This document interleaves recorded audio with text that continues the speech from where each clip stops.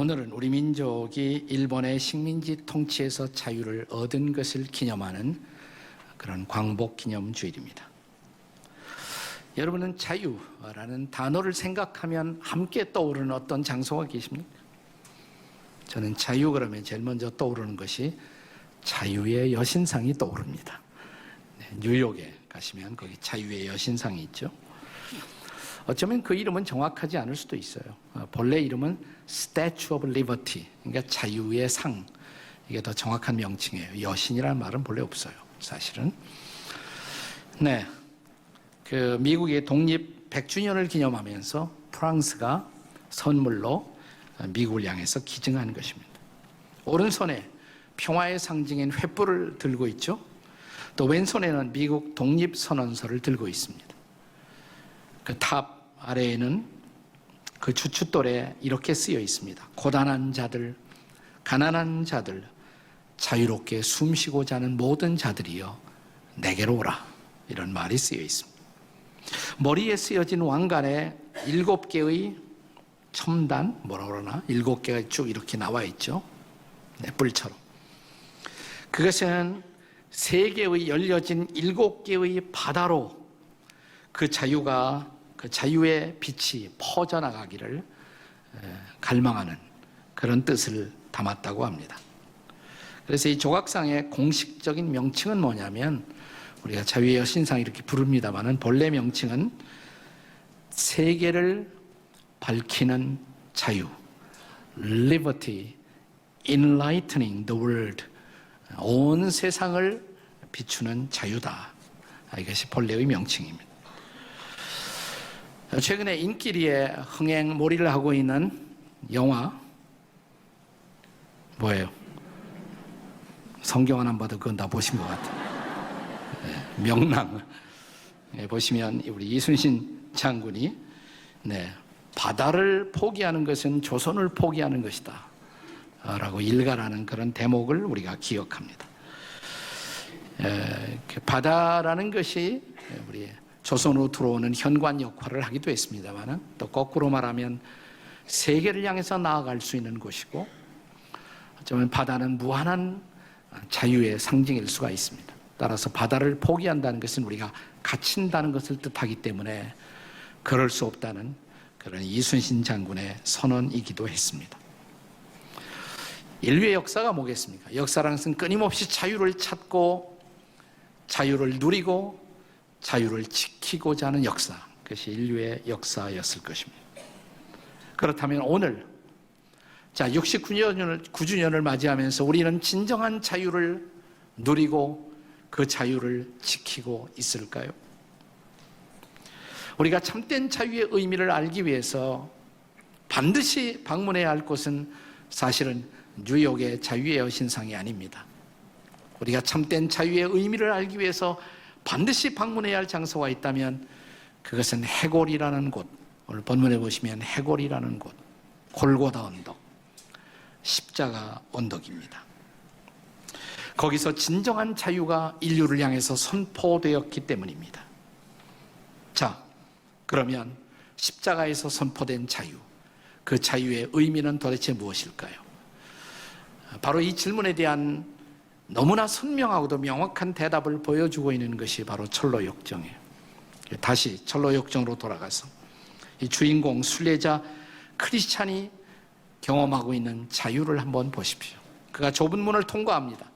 그리고 십자가 언덕에 드디어 도달했을 때 지금까지 지고 왔던 무거운 짐이 어깨에서 등에서 짐이 다 벗어집니다. 그리고 그는 정말 오래간만에 진정한 자유를 맛보게 되었습니다. 이것은 정치적 자유를 넘어선 인간의 실존적인 자유, 영적 자유를 뜻해주고 있었습니다. 순례자 크리스찬이 이 십자가 언덕의 십자가 앞에 서는 순간 3명의 천사가 등장해요. 3천사가 등장. 그리고 3천사가 하는 일, 그 십자가 앞에서 순례자 크리스찬을 향해서 3천사가 하는 일이 바로 십자가가 보여주는 자유의 본질을 우리에게 설명해 주고 있는 것입니다. 3천사가 한 일 뭘까요? 첫째 천사가 한 일이 뭐냐면 죄사함의 선포였습니다. 죄사함을 선포한 것입니다. 자, 십자가 언덕에 도착한 순례자 크리스찬의 모습을 작가인 존 버년이 어떻게 설명하고 있는지를 다시 한번 들어보십시오. 그가 언덕을 기어올라 십자가에 이르자 짐 보따리가 등에서 툭 떨어져 나가더니 떼굴떼굴 굴러서 무덤 속으로 사라져버리고 말았다. 마침내 자유로워진 크리스찬은 더할 나위 없이 즐거워하며 행복에 겨워 소리쳤다. 주님이 고통당하신 덕에 내가 쉼을 누리고 그분이 죽음을 택하신 까닭에 내가 생명을 자유를 얻었구나. 크리스찬은 한동안 가만히 서서 십자가를 우러러 보았다. 보고 또 보았다. 어느새 눈물이 솟아 뺨을 타고 흘러내렸다. 그리고 바로 그 순간 이 첫 번째 천사가 주인공 크리스찬에게 다가오더니 그를 향해서 이렇게 선포합니다. 당신의 죄는 사함을 받았습니다 라고 선포하는 것입니다. 그리고 바로 이 대목에서 존 버년은 마가복음 2장 5절의 말씀을 인용하고 있습니다. 마가복음 2장 5절이 뭘까요?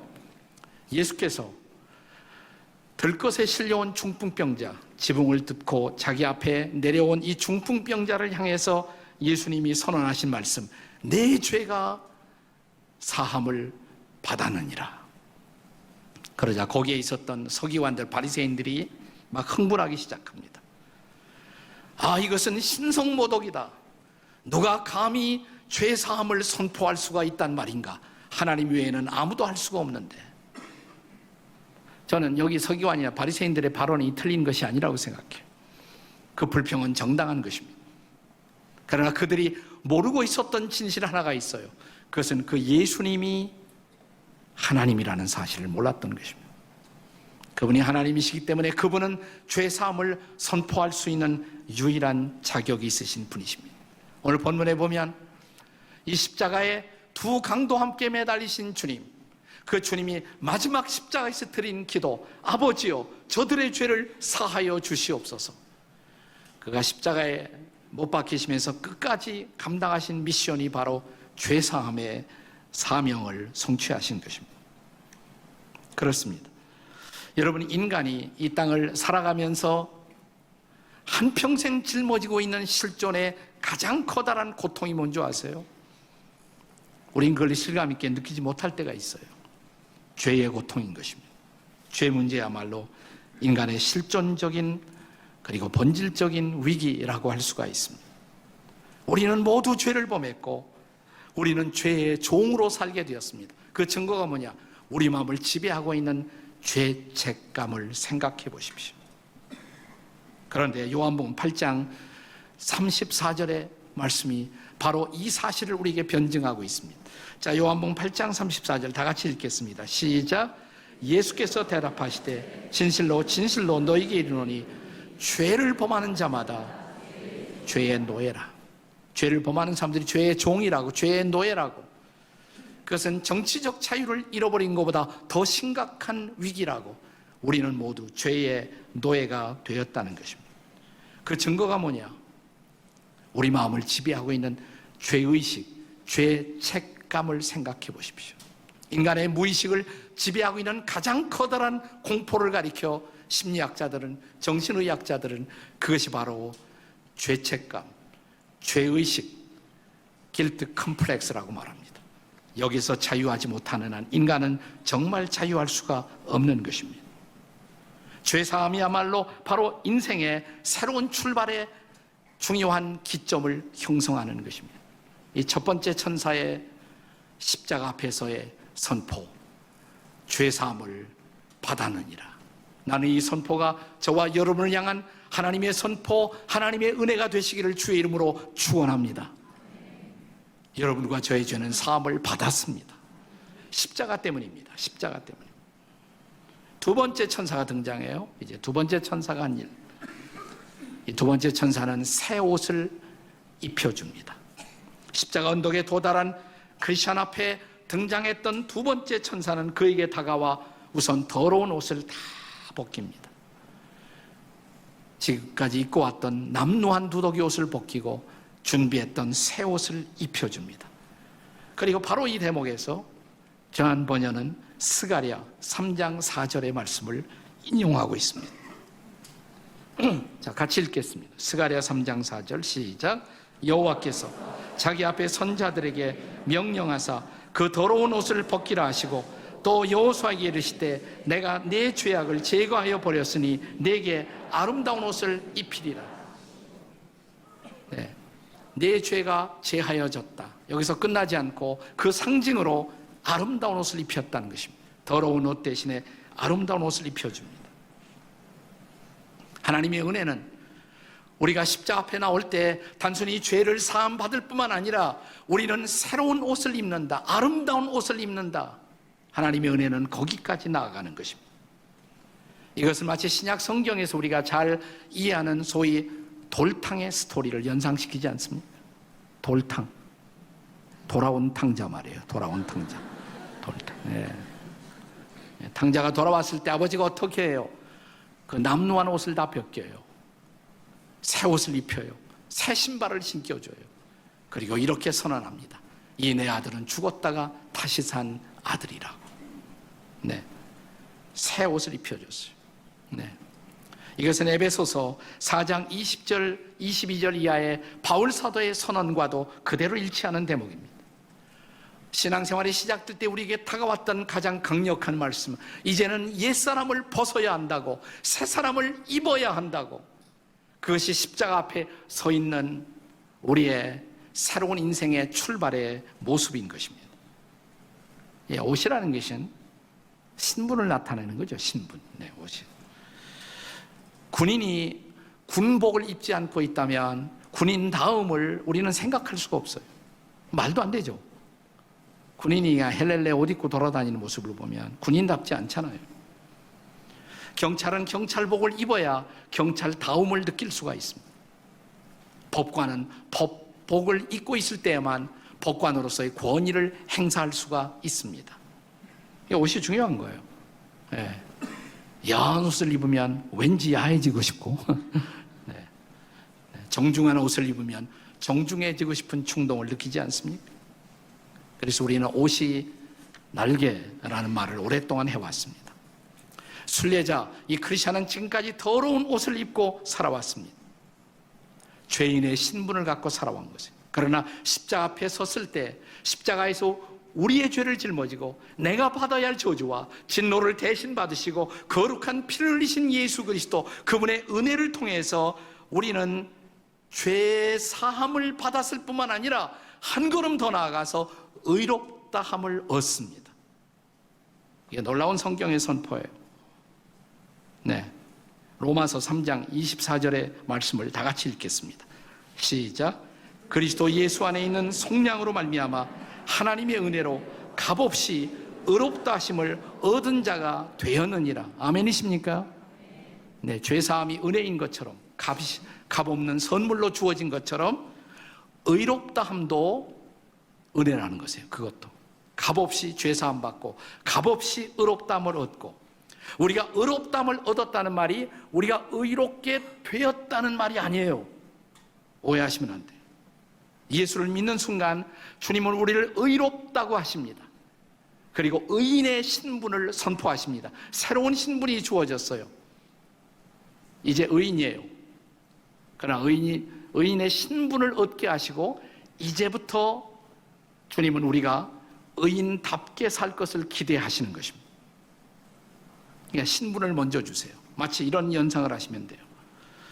대통령 선거를 할 때마다 흥미있는 것은 그 한밤중에 이제 대통령 선거의 마지막 결정적인 당선자가 확정되는 순간 한 캠프에서 환호성이 막 울려 퍼지죠. 당선자가 탄생한 것입니다. 당선자. 그 순간부터 그에게는 당선자의 신분이 주어집니다. 당선자의 신분. 이제 대통령이에요. 그러나 아직은 어색하죠, 좀. 당선자라는 신분은 선포되었지만 또 당선자의 예우도 시작됩니다. 이제 와서 막 경호원도 붙여주고, 신분이 달라져요. 자동차도 달라지고, 본인은 아직 실감이 안 날 거예요. 우리가 보기에도 아직은 어색해요, 참. 그날 밤은 굉장히 어색해요. 근데 시간이 좀 지나고 나면 대통령답게 보이잖아요. 하나님이 저와 여러분에게 하시는 일이 그런 일이에요. 자, 죄인이었던 우리를 예수 믿는 순간, 십자가 앞에 나온 순간 우리를 용서하시고 우리를 의롭다고 하시고, 그러면 그 순간부터 우리는 뭐냐면 의인이에요. 성도이고. 은혜로 의인. 다시 한번, 의인이 되었다는 말이 아니라 의인의 신분부터 주시는 거예요. 의인이에요. 옆에 사람 보고 한번 해보세요. 의인이십니다. 가책이 느껴지지 않아요? 의인인지? 다시 한번, 그래도 의인이십니다. 그리고 성도이십니다.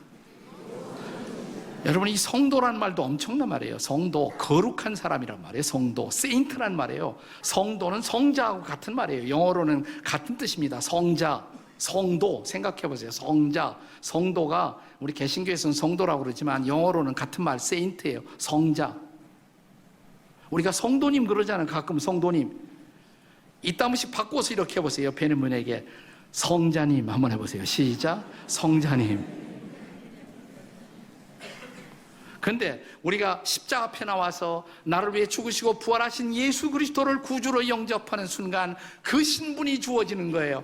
하나님은 나를 의롭다고 하시고 나를 성도로 삼아주시고 의인과 성도의 신분을 주신 것입니다. 믿으십니까?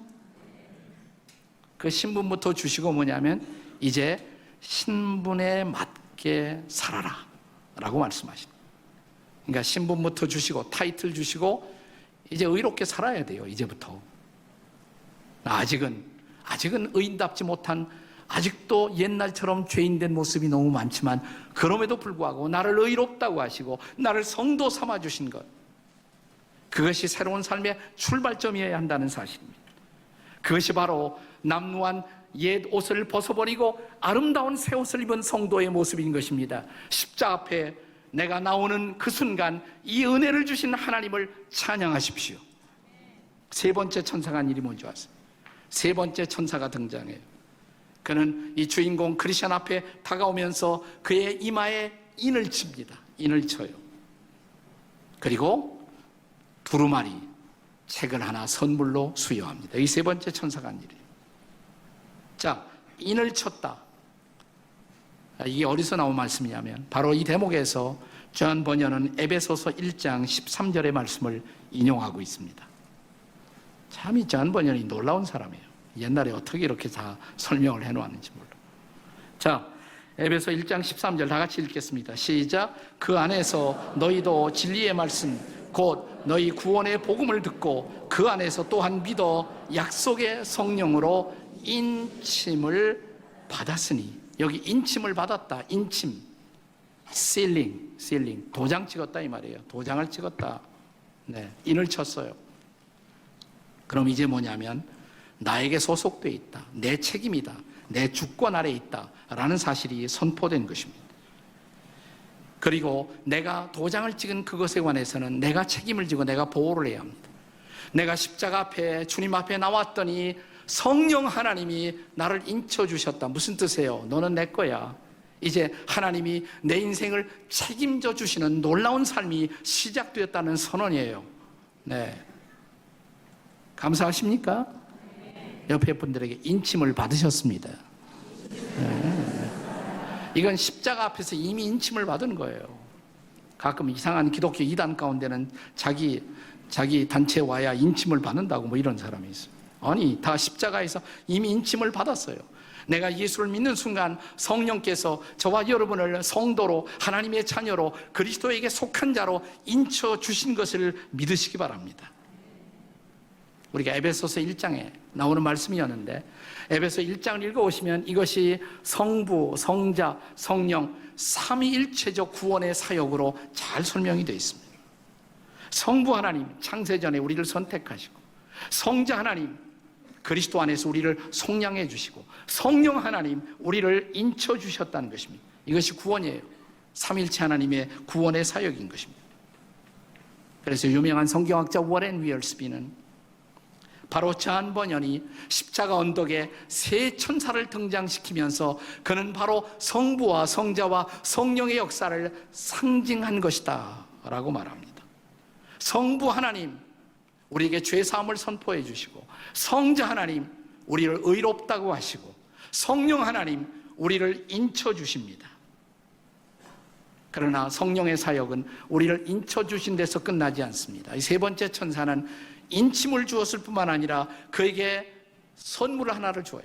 이제부터 거기서 시작해서 여정이, 순례자의 크리스찬의 여정이 끝난 것이 아니라 이제부터 걸어가야 할 길을 위해서 그에게 선물 하나를 쥐어줍니다. 두루마리 책이었습니다. 두루마리 책.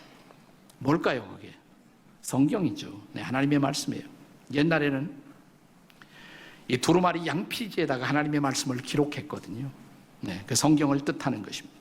그러면서 이렇게 말합니다. 이 두루마리를 자주, 이 길을 가면서 자주 펼쳐보라고. 당신이 저 새로의 예루살렘의 천성에 들어갈 때까지 이것은 당신에게 필요할 것이라고 그 두루마리를 선물로 주는 것입니다. 성경이에요. 성령은 우리를 인쳐주시고 그 다음에 성령은 성령의 감동으로 기록된 말씀을 우리에게 선물로 주시는 것입니다. 베드로후서 1장 20절 21절입니다. 같이 읽겠습니다. 다 같이 시작.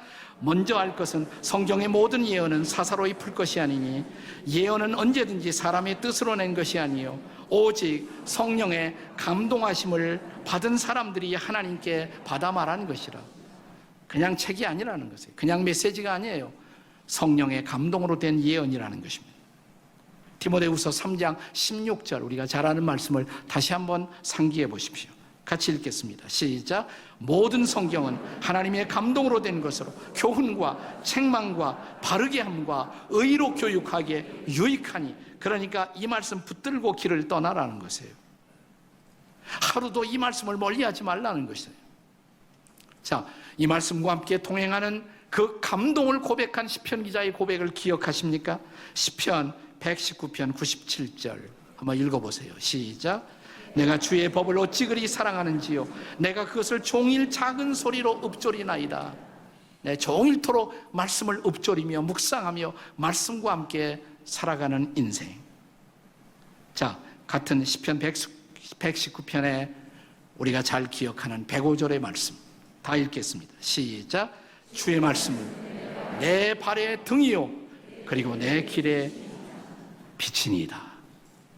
이 말씀이 하루하루 매 순간순간 내 발걸음을, 내 삶을 정말 인도하고 있나요? 그때에만 우리가 십자가에서 얻었던 이 자유는 계속 지켜지는 것이에요. 자유인으로 사는 것이에요. 그러나 이 말씀을 놓치면 우리는 다시 노예가 될 수가 있어요. 죄의 노예가 될 수가 있어요. 그래서 이 말씀을 붙들고 살 때에만 십자가에서 얻은 자유는 지켜질 수 있다. 이 놀라운 교훈을 바로 이 그림에서 저한 번연은 담고 있는 것입니다. 금년으로 우리 민족은 만 70년에서 한 해 모자라는 69년 해방 기념일을 맞이하고 있습니다. 우리가 일제의 식민지 통치에서 억압에서 해방되었다. 이것은 놀라운 것입니다. 더 중요한 과제가 뭘까요? 그 해방을, 그 자유를 지켜가는 것입니다. 그것은 단순히 정치적으로 강한 나라가 되는 것, 군사적으로 강한 나라가 되는 것, 그것만이 아니에요. 왜 우리가 애초에 이 자유를 잃었을까요? 우리의 도덕적인 방심, 깨어있지 못하는 마음, 영적 자유의 상실, 도덕적 상실의 자유, 그 다음에 따라오는 결과가 바로 정치적 위기로 다가오는 것입니다. 그래서 우리는 더 긴장해야 합니다. 더 우리는 본질로 돌아와야 하는 것입니다. 우리가 얻은 자유가 자유가 되기 위해서 이 자유를 지키기 위한 무기로 주께서 주신 선물, 하나님의 말씀을 붙들고 하루하루를, 날마다의 인생을 우리는 걸어갈 수가 있어야 한다는 것입니다. 사랑하는 여러분, 우리 한평생 정말 우리가 다시는 우리의 인생을 지옥으로 만들지 말고 우리의 삶이 천국을 향한 걸음이 되기 위해서 우리에게 필요한 것, 우리에게 십자가에서 얻은 죄사함과 의롭다함과 용서의 위대한 자유, 이제는 이 자유를 지키기 위해서 하나님의 말씀을 붙들고 오늘도 내일도 동행하는 하나님의 백성들이 되시기를 주의 이름으로 축복합니다. 하루하루가 자유의 감격, 자유의 은혜, 자유의 찬양으로 넘치는 저와 여러분이 되셔서 또 이 민족이 얻었던 정치적 자유도 지켜지는 이 민족, 그리고 하나님을 찬양하는 그 찬양이 이 땅에서 끊이지 않는 이 강산이 될 수 있기를 주의 이름으로 축복하십시다. 기도하시겠습니다. 그렇습니다. 그가 저와 여러분을 받아주시고 하나님의 자녀로 삼아주신 것 감사하십시다. 69년 전 일제의식민지 통치에서 해방시켜 주신 것도 감사하십시다. 그러나 이제 이 감사가 계속되기 위해서 우리는 우리에게 주어진 선물로 주어진 자유를 지킬 줄 알아야 합니다. 이 자유를 지키기 위해서 이제 날마다 하나님이 주신 선물인 말씀을 붙들고 살겠사오니, 우리가 죄를 범하는 순간 우리는 다시 죄의 노예가 되고 우리는 다시 누군가의 노예로 살아갈 수가 있습니다. 하나님, 우리 한평생 자유한 인생으로 평생을 살아가도록 도와주시옵소서. 다 같이 통성으로 기도하시겠습니다. 하나님 아버지, 감사합니다. 우리에게 자유를 주신 주님을 찬양합니다. 이 자유를 기뻐하며 자유를 감사하며 자유의 주님을 높이며 살아갈 수 있도록 인도해 주시옵소서. 성령으로 역사해 주시옵소서. 지켜 주시옵소서.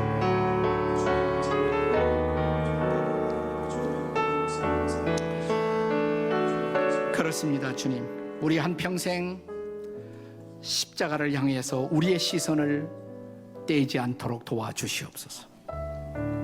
거기서 흘린 보혈의 피로 내가 죄 씻음을 받았다는 것, 내가 용서를 받았다는 것, 내가 하나님의 자녀가 될 수가 있었다는 것, 이제 주님이 우리에게 주시는 선물인 하나님의 말씀을 붙들고 우리 한평생 믿음으로 우리 인생의 길을 걸어가게 도와주시옵소서. 우리 주 예수 그리스도의 존귀하신 이름으로 축복하며 기도합니다. 아멘.